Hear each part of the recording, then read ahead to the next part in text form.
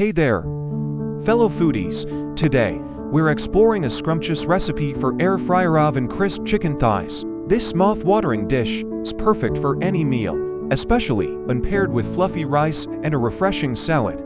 Let's get started.